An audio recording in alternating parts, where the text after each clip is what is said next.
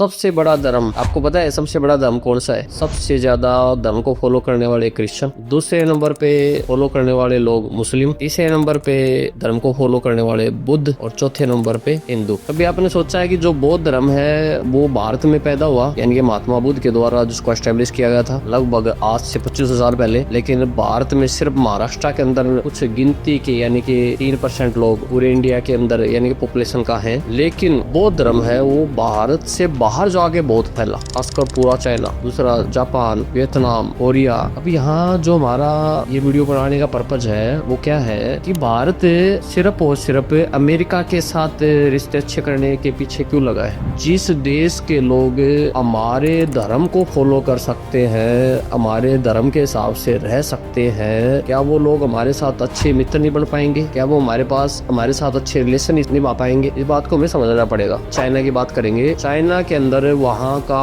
कोई भी आम इंसान, उसकी दिल से यह इच्छा रहती है कि वो अगले जन्म स्वर्ग में पैदा हो। स्वर्ग का मतलब वो भारत में पैदा हो, यानी कि जितने भी दुनिया के अंदर बुद्धिस्ट हैं वो भारत को बुद्ध की जन्मभूमि यानी कि स्वर्ग भूमि मानते हैं। और वहाँ का हर व्यक्ति चाहता है कि वो अपने जीवन में कम से कम एक बार बाहर जरूर आए। लेकिन उनको बुलाने के लिए क्या हमारी सरकारों ने कभी कोशिश की? बौद्ध धर्म का मतलब नालंदा, बिहार, बौद्ध मठ। क्या हमने कभी भी नालंदा को भगवान बुद्ध के लिए या उसकी धरोहर मान के वहाँ पर टूरिज्म बढ़ाने के लिए कोशिश की गई? बोध गया बुद्ध की जहाँ पे उन्होंने उपदेश दिया, सारनाथ या फिर कुशीनगर, इन सब जो नाम आपको बता रहा हूँ, क्या हमने कभी उनको टूरिस्ट प्लेस बनाने की कोशिश करी? अगर भारत सरकार सिर्फ हिंदू धर्म को बढ़ावा न दे के अदर धर्मों का भी अगर हम सम्मान करें और उनको टूरिज्म वहाँ पे बढ़ाने की कोशिश करें, तो जो नॉर्थ ईस्ट के देश हैं, जो आने वाले टाइम की बड़ी ताकतें हैं,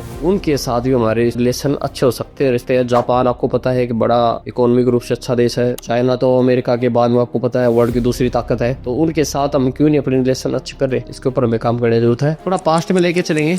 आप देखोगे पास्ट में दो बड़े चीनी यात्री रहे हैं, दो बड़े चीनी यात्री यानी अवेंसांग और फायान, और उन्होंने ही बाद में बुद्ध की शिक्षाओं को अपने वहाँ पे जो ग्रंथ है उनको चीनी लैंग्वेज में लिखा, और उसके बाद ही पूरे नॉर्थ ईस्ट और ईस्ट देशों में क्या फैला है, बौद्ध धर्म फैला है। तो जब दो व्यक्ति वर्ल्ड की तीसरा सबसे बड़ा धर्म बौद्ध धर्म के लिए गाइडलाइंस बना सकते हैं, तो आज अगर हम बौद्ध धर्म पे काम करेंगे तो आज भी तो हमारा धर्म अदर देशों में यानी कि बौद्ध धर्म फैल सकता है और टूरिज्म भी बढ़ेगा, और जिसके चलते बहुत सारा लोग भारत में आके इन्वेस्ट करेंगे और उनके साथ हमारे रिलेशन अच्छे होंगे। आपने सिल्क रूट देखा होगा। सिल्क रूट का मतलब होता चाइना से लेकर के रोम तक का एक रास्ता था जो बाहर से होता गुजरता था, खासकर मथुरा वगैरह। उस टाइम पे भारत में जो हिस्ट्री जानते हैं उनको कुषाणों को पढ़ा है उन्होंने। कुषाण सिल्क रूट के ऊपर लोगों को यानी कि जो व्यापारी वगैरह थे चाइना के जो रोम जाते थे उनको सेफ्टी देते थे, साथ में उनके ऊपर टैक्स लेते थे, यानी कि जो सिल्क रूट के ऊपर टैक्स लिया जाता था, सिल्क टैक्स बोलते थे उसको। उसके बारे में बात की, यानी कि उस टाइम पे सबसे बड़ी ताकत कौन रहा होगा? चाइना। उसके बाद ताकत किसके पास आई?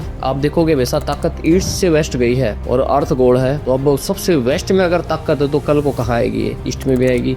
और कहीं ना कहीं कुछ टाइम के बाद इंडिया के पास भी ताकत आनी है वर्ल्ड को चलाने के लिए, लेकिन क्या मुश्किलें तैयार हैं? सबसे पहले मैंने बताया किसके पास ताकत थी? चाइना के पास, यानी कि कागज जिसको पेपर बोलते हैं, सिल्क बोलते हैं, सबसे पहला अगर किसी देश में बनी है चीजें, आधुनिकता अगर आई है तो वो चाइना के अंदर आई। उसके बाद आपने देखा होगा सिकंदर जैसे लोग हैं, पर्शियन जैसे लोग हैं, बाद में मोहम्मद पैगंबर के फॉलोअर यानी कि मुस्लिम जो योद्धा है, और बाद में यूरोप के अंग्रेज वगैरह, फ्रांसीसी वगैरह, डच वगैरह, डेनिश वगैरह, ये सब भारत के ऊपर आके अटैक कर रहे हैं। यानी कि चाइना के बाद बड़ी पावर कौन था? और सोने की चिड़िया था, यानी कि इंडिया था। सेकंड वर्ल्ड वॉर के बाद पावर किसके पास है? यानी कि अमेरिका के पास। लेकिन दोबारा पावर किसके पास जाने लग रही है? आपको पता है चाइना के पास। तो अर्थगोल है। आने वाले लगभग 50 साल के बाद इंडिया में सबसे ज्यादा यंगेस्ट पीपल होंगे, सबसे ज्यादा हमारी इकोनॉमी ग्रो कर रही होगी, और उसके लिए हमें तैयारी करनी है। और उसके लिए आने वाले टाइम पर जो सबसे पावरफुल देश बनने वाले हैं उनके साथ हमारे रिलेशन अच्छे होने चाहिए, यानी कि हमें बौद्ध धर्म के ऊपर और उनके जो टूरिस्ट प्लेस हैं उनके ऊपर काम करना चाहिए, ताकि जो ईस्ट के देश हैं वो भारत में आए, भारत के अंदर टूरिज्म बढ़े, जिसके चलते भारत के पास पैसा भी आएगा और उनके साथ हमारे रिलेशन भी अच्छे होंगे। शायद आपको वीडियो अच्छी लगी हो। हमें सब धर्मों का सम्मान करना चाहिए। हमें हिंदू धर्म में होने पे गर्व है, हमें राम मंदिर बनने पे गर्व है, तो हमें नालंदा यूनिवर्सिटी जो होती थी उसके ऊपर भी हमें उसका रियूनिवर्सिटी करना चाहिए, उसको हमें दोबारा पुनर्निर्माण किया जाना चाहिए, जिसके चलते बौद्ध धर्म का भी हम सम्मान कर पाएंगे। जय हिंद, जय भारत। है।